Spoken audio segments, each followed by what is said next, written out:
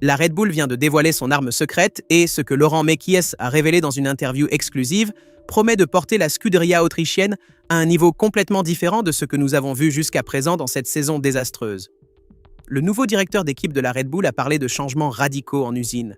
d'un moteur qui a dépassé toutes les attentes et d'un projet à long terme qui pourrait garantir à la Scuderia de Milton Keynes une position de domination absolue pour les 5 ou même 10 prochaines années.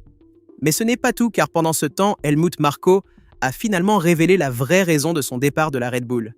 Et ces mots ont laissé le monde de la Formule 1 complètement sans voix, dévoilant une déception profonde et déchirante que personne n'attendait d'un homme qui a consacré presque 20 ans de sa vie à la construction de l'équipe la plus victorieuse de la Formule 1 moderne, en sacrifiant tout y compris sa propre vie privée pour poursuivre le rêve de créer une dynastie sportive qui pourrait être mémorisée pour toujours dans l'histoire du motorsport mondial. Partons de la révélation la plus explosive de Mekies, qui concerne le nouveau tunnel du vent de la Red Bull. Le directeur d'équipe français a déclaré avec une confiance impressionnante que l'arrivée de cette infrastructure l'année prochaine portera la Scuderia à un niveau complètement différent de celui actuel.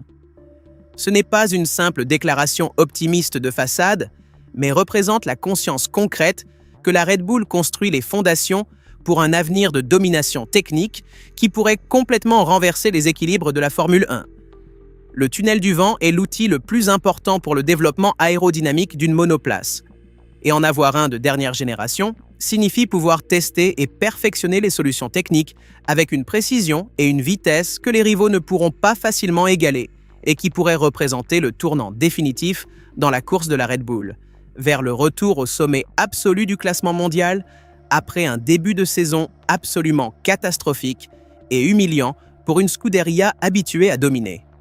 Abonnez-vous à la chaîne et laissez un commentaire ci-dessous, car les nouvelles sur la Red Bull arrivent en rafale et la situation change chaque jour de façon absolument retentissante et imprévisible, avec des révélations qui redéfinissent complètement le panorama compétitif de la catégorie. Mais la plus grande surprise concerne le moteur de la Red Bull, qui selon Mekies a largement dépassé les attentes initiales. Rappelons que la décision de la Red Bull de construire sa propre unité de puissance en collaboration avec Ford avait été considérée par de nombreux experts comme une folie industrielle et sportive. Partir de zéro dans le développement d'un moteur de Formule 1, alors que les rivaux avaient des décennies d'expérience derrière eux, semblait une mission suicidaire. Et pourtant, Mekies a confirmé que le moteur Red Bull Ford a démontré une fiabilité et une compétitivité que personne n'attendait compte tenu du point de départ extrêmement en retard d'où ils étaient repartis. Le directeur d'équipe a admis que cette situation aurait pu mettre le projet en grave danger pendant 2 ou 3 ans. Mais au contraire, le fantôme de l'unité de puissance a définitivement disparu. Et la Scuderia peut désormais se concentrer entièrement sur les problèmes du châssis et de l'aérodynamique, qui représentent le vrai défi à gagner à court terme pour redonner à Max Verstappen une voiture compétitive et capable de lutter pour les positions qui comptent vraiment dans le classement du championnat mondial de Formule 1. Mekies a également souligné avec une grande emphase que la décision prise il y a 4 ans d'investir dans la construction de son propre moteur a placé la Red Bull dans une position de totale indépendance pour les prochaines années. Cette indépendance est un avantage stratégique énorme, car cela signifie que la Scuderia ne dépend plus d'aucun fournisseur externe pour la composante la plus critique et coûteuse de sa voiture. Avec le soutien de Ford comme partenaire technologique et financier, la Red Bull a créé un écosystème productif autosuffisant qui lui garantit une stabilité et une liberté de développement que les autres Scuderia clientes ne peuvent même pas rêver d'avoir dans un contexte compétitif où la capacité de développer et d'améliorer sa propre unité de puissance en totale autonomie représente un avantage compétitif inestimable et potentiellement décisif pour le sort d'un cycle réglementaire entier de la Formule 1. Mettez un j'aime à cette vidéo si vous voulez que nous continuions à vous apporter chaque jour des révélations exclusives comme celle-ci sur la Formule 1, car votre soutien est fondamental. Malgré tout cet optimisme pour l'avenir, Mekies a été honnête en reconnaissant que la Red Bull a encore des problèmes sérieux à résoudre dans le présent. La RB22 est l'une des voitures les plus lourdes de la grille, et le châssis présente des caractéristiques de pilotabilité que Max Verstappen a définies comme inacceptables.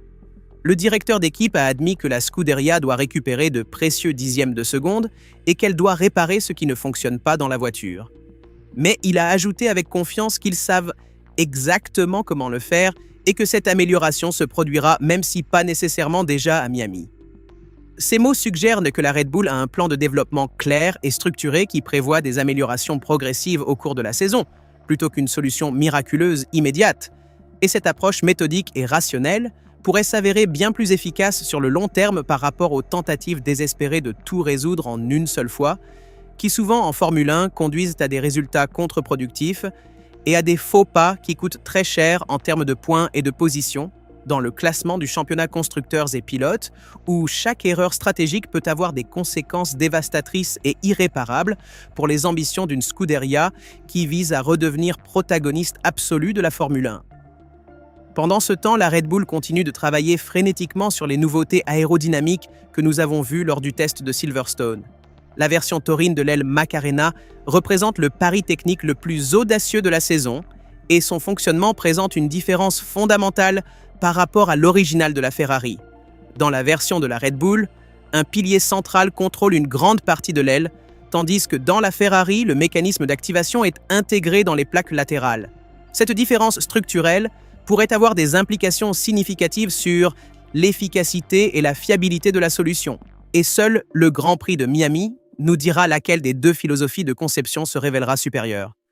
Lewis Hamilton lui-même a admis que la Ferrari avait accéléré trop les délais pour apporter sa propre aile Macarena en piste et que la décision de la retirer pendant le week-end du Grand Prix de Chine avait été prise parce que la solution n'était pas encore suffisamment mature et testée pour être utilisée dans des conditions de course réelles où le moindre défaut de conception est amplifié et puni par la compétitivité impitoyable du championnat mondial de Formule 1. C'est précisément dans ce contexte de grands changements et d'espoir pour l'avenir que la révélation de Helmut Marko prend une signification encore plus profonde et douloureuse.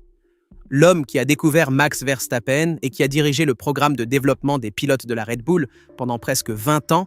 a finalement dévoilé la vraie raison de sa décision de quitter la Scuderia à la fin de la saison 2025. Marko a confessé que son départ a été motivé par l'énorme déception de ne pas avoir conquis le 5e titre mondial consécutif avec Verstappen. La perte du championnat 2025 pour seulement 2 points contre Lando Norris a été un coup dévastateur pour le vieux conseiller autrichien qui rêvait d'égaler le record de 5 titres consécutifs établi par Michael Schumacher avec la Ferrari.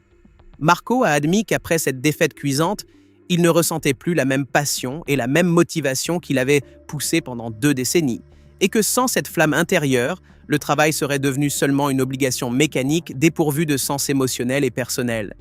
Marko a également révélé que la perte du 5e titre consécutif l'avait frappé de façon particulièrement dure, car il représentait un traguardo historique qui aurait couronné sa carrière de façon parfaite et ne pas avoir réussi à l'atteindre avait laissé un vide impossible à combler avec n'importe quelle autre motivation professionnelle ou personnelle.